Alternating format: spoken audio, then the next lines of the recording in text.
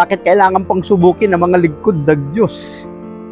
Ngunit kung lilimiin natin, mainam din na kung minsan kapag susubukin ang tatag at uri ng isang bagay, lalo na kung ang pag-uusapan ay katapatan at pag-ibig. Di ba minsan nga ang ginto din ang pilak.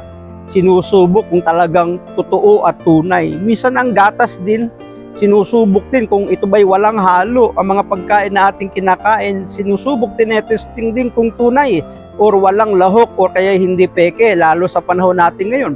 Ang bigas nga, napepeke na, di ba? Ang inumin, ang soft drinks, napepeke na, lahat napepeke na kailangang suriin. Alam ito ng mga nagtatrabaho sa mga pabrika, lalo na ang mga nasa quality control. Totoo yun. Oo nga, may mga produktong ginawa, ngunit mainam na makita at masubukan kung matibay ba talaga ito.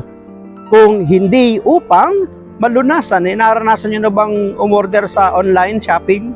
Minsan ang ganda-ganda sa iyong pagtingin, pero kapag dumating, iba na ang quality, iba na yung kanyang uri, iba na yung kanyang kakayahan, iba yung paggamit mo sa iyong inaasahang maganda. O, di ba minsan nasusubok eh. Ano ba ang nais subukin ng Panginoon kay Felipe? Nais niyang subukin kung una, gagawa ng paraan si Felipe sa abot ng kanyang makakaya upang lunasan ang kalagayan ng maraming nagugutom nung mga panahon na yon. Tingnan nyo, minsan ang testing, ang pagsubok na ipinahihintulot ng Diyos sa atin ay upang kung tayo ba ay gagawa ng paraan o mananatili na lang walang ginagawa. Natunghayan natin, may batang nagbigay ng ilang pirasong tinapay at isda. Ikalawa, magtitiwala ba si Felipe na may kayang gawin si Jesus ukol sa pagpapakain sa napakaraming tao?